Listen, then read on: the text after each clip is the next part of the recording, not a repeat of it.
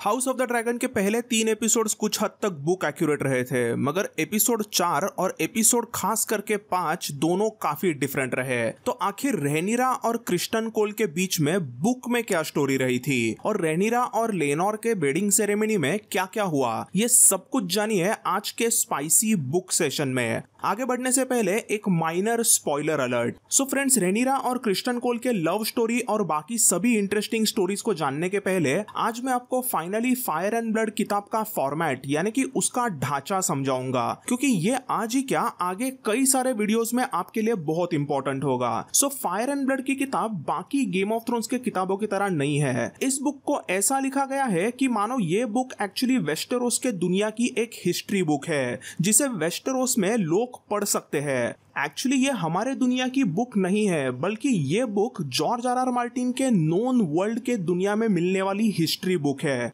अब अपने असली दुनिया में तो इस बुक को राइटर जॉर्ज आर मार्टिन ने लिखा है, बट असल में नोन वर्ल्ड में ये बुक लिखी है ओल्ड टाउन के आर्चमेस्टर गिल्डेन ने, और ये बुक एक्चुअली आपको वहां पे सिटाडेल में मिल सकती है। सो ये आर्चमेस्टर गिल्डेन रॉबर्ट्स रेन के दौरान यानी यही कुछ 285 एसी से लेके 298 एसी के बीच में सिटाडेल में रहे थे, और इन्होंने ही सिटाडेल में रहते रहते बहुत रिसर्च किया ताकि वो अपनी बुक फायर एंड ब्लड लिख सके। एक्चुअली इस बुक का नाम सिर्फ फायर एंड ब्लड नहीं है, it is called as fire and blood a brief history of Targaryen kings from Aegon the Conqueror to Aegon the Dragonbane, यानी कि फर्स्ट एगोन से लेके एगोन 3 तक की कहानी। सो आर्चमेस्टर गिल्डेन यही कुछ 300 साल पुराने इवेंट्स को अपने हिस्ट्री बुक में लिख रहे थे। तो अभी वो कैसे लिखेंगे? अगर हम हमारे रियल वर्ल्ड का एग्जांपल देखते हैं तो हमारे रियल वर्ल्ड में भी कोई भी हिस्टोरियन अगर 300 साल पुरानी बुक लिख रहा है तो उन्हें 300 साल पुराने डॉक्यूमेंट्स, लेटर्स और आई विटनेसेस के अकाउंट्स के बारे में बराबर से रिसर्च करना होता है ताकि वो कोई हिस्ट्री बुक लिख सके। और एग्जैक्टली वही चीज आर्चमेस्टर गिल्डेन ने भी की। उन्होंने अपना फायर एंड ब्लड बुक लिखने के लिए सालों पहले के मेस्टर्स और सेप्टेंस ने जो भी डॉक्यूमेंट करके रखा था उसे ही इस बुक में अच्छे से एक्सप्लेन करके बताया है। बट कई बार ऐसा होता है कि कुछ अलग अलग लोग कुछ अलग अलग स्टोरीज एक ही इंसिडेंट के बारे में बताते हैं और सच क्या है वो हमें पता ही नहीं चलता, और यही चीज इस fire and blood Targaryen history की खास बात है। एज ए रीडर हमें जो चाहिए वो हिस्ट्री हम कभी कभी इंटरप्रेट कर सकते हैं। अब house of the dragon show की जो कहानी है वो फायर एंड ब्लड के डांस ऑफ ड्रैगन्स के स्टोरी लाइन पे बेस्ड है जो किंग विसेरिस से शुरू होती है। बुक में इस डांस ऑफ ड्रैगन्स के कई सारे इंसिडेंट्स में हमें 3 कैरेक्टर्स का पॉइंट ऑफ व्यू देखने मिलता है। पहला है ग्रैंड मेस्टर रनसीटर। ये grand maester dance of dragons के स्टार्टिंग में होने वाले कुछ स्टोरी के टाइम पे दरबार में थे, और इन्हीं के वजह से हमें कई सारे स्मॉल काउंसिल के मीटिंग में क्या हुआ ये पता चलता है। Then second is septon Eustace. ये विसेरिस के टाइम पे रॉयल सेप्टन थे और उन्होंने तो विसेरिस के लंबे राज पे एक अलग से बुक भी लिखी है जिसका नाम है the rain of king Viserys, first of his name and the dance of the dragons that came after. So apparently ये बुक ओल्ड टाउन के सिटाडेल में भी देखने मिलती है, और फायर एंड ब्लड की बुक लिखने के लिए आर्चमेस्टर गिल्डेन ने इस बुक से भी कई सारी स्टोरीज ली है। इन दोनों के बाद में थर्ड इज सभी का फेवरेट रैनिरा का फुल मशरूम, जिसने भी अपनी खुद की बुक लिखी थी द टेस्टिमनी ऑफ मशरूम, जो उसके पॉइंट ऑफ व्यू से थी।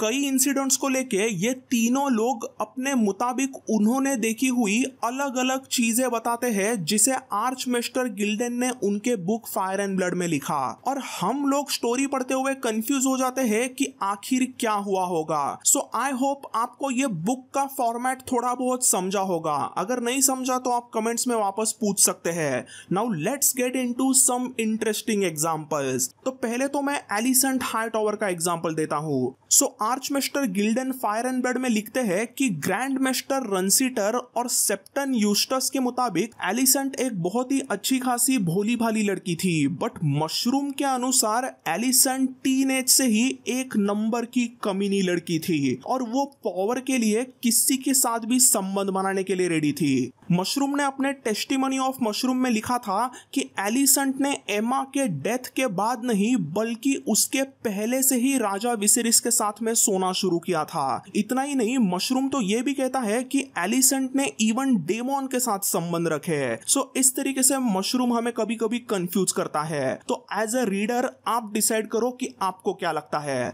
Now let's talk about Rhaenyra and her lovers. इसके रिलेटेड तो हमें बहुत ही अलग अलग इंसिडेंट्स, बहुत ही अलग अलग नजरिए देखने मिलते हैं। सो हाउस ऑफ द ड्रैगन के एपिसोड 4 में हमने देखा कि किंग विसेरिस डेमोन पे बहुत गुस्सा होता है और उसे दरबार में से निकाल देता है। अभी इसी इंसिडेंट के बारे में फायर एंड ब्लड में तीनों विटनेसेस अलग अलग चीजें बताते हैं। यहाँ पे ग्रैंड मास्टर रनसीटर के मुताबिक दोनों ब्रदर्स विसेरिस और डेमोन के बीच में यही कुछ एक छोटा मोटा झगड़ा होता है और डेमोन किंग्स लैंडिंग को छोड़ के चला जाता है। बट दूसरी तरफ सेप्टन यूस्टस और मशरूम कुछ अलग ही स्पाइसी गॉसिप देते हैं।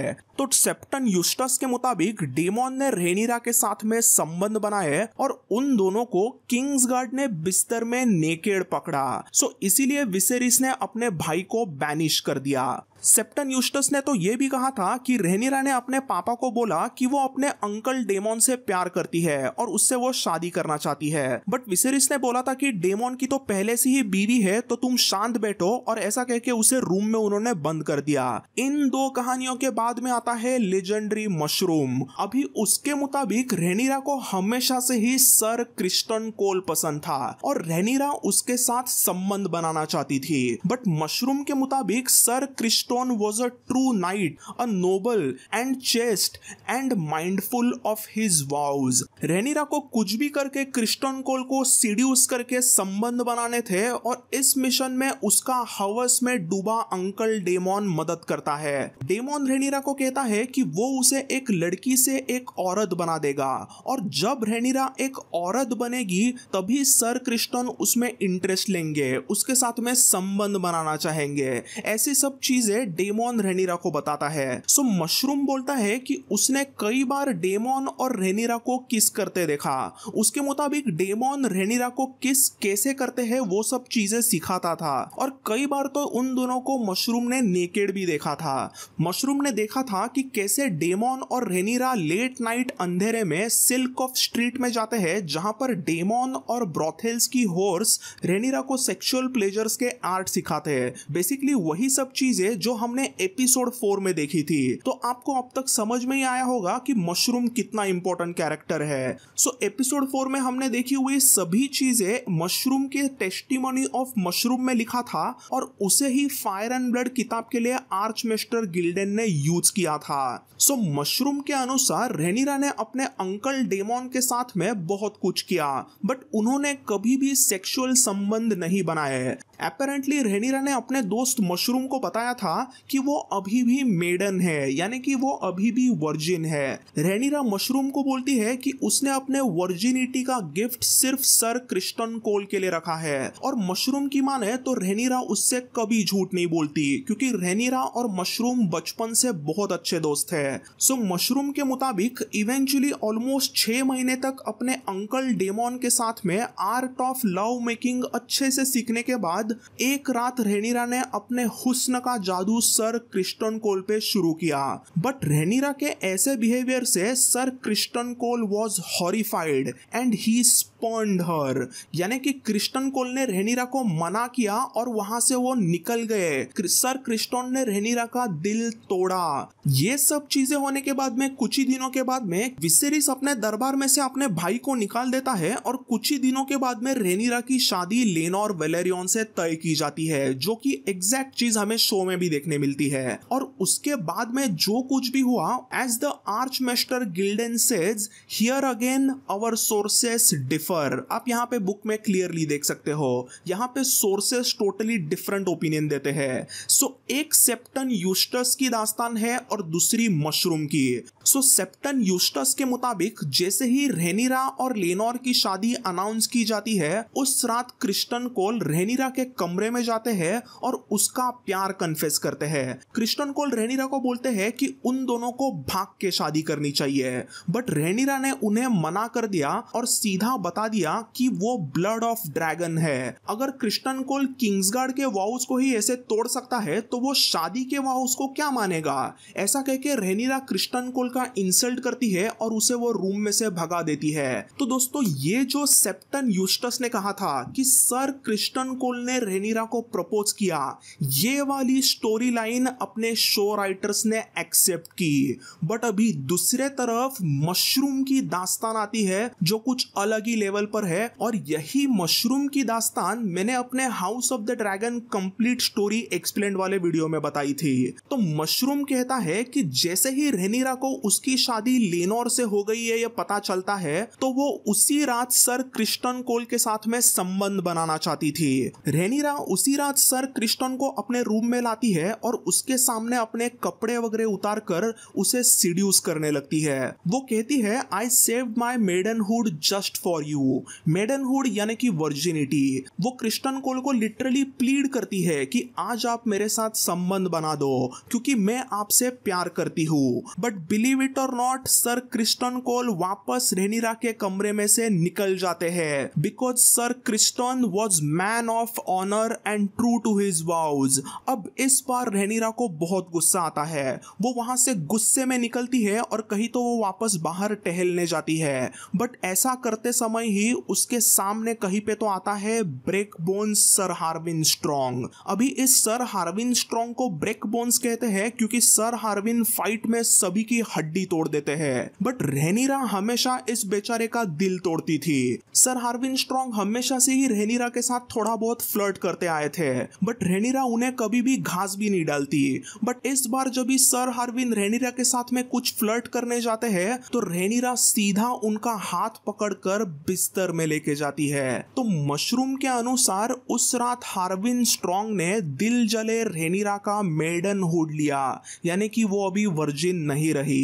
अब मशरूम को ये सब चीजें कैसे पता होगी? तो उसके मुताबिक अगले दिन सुबह सुबह जब मशरूम अपने दोस्त रेनिरा से मिलने जाता है तो सर हार्विन और रेनिरा बिस्तर में उसे दिखाई देते हैं। इसके बाद में रेनिरा अपने दोस्त को रात की पूरी दास्तान बताती है। सो मशरूम की माने तो सर क्रिस्टन कोल और रेनिरा अभी एक दूसरे के इसी वजह से दुश्मन बनते हैं क्योंकि सर क्रिस्टन ने रेनिरा के साथ संबंध नहीं बनाया, क्योंकि वो असली किंग्सगार्ड थे। उन्होंने अपने वाउस को नहीं तोड़ा, बट यही चीज में शो में नहीं देखने मिलती। तो शो वालों ने एक्चुअली सेप्टन यूस्टस के स्टोरी को माना, बट उन्होंने मशरूम के स्टोरी को नहीं माना। अभी अगर आप चाहते हो तो आप मशरूम की बात मेरे तरह मान सकते हो, इट्स अप टू यू। अब इसके बाद में बात आती है रेनिरा और लेनोर की शादी की। तो उनके शादी के फंक्शन में कोई भी बड़ा मर्डर वगैरह बुक में नहीं होता, बट शादी के बाद में रखे गए टूर्नामेंट में दो बड़े किस्से होते हैं।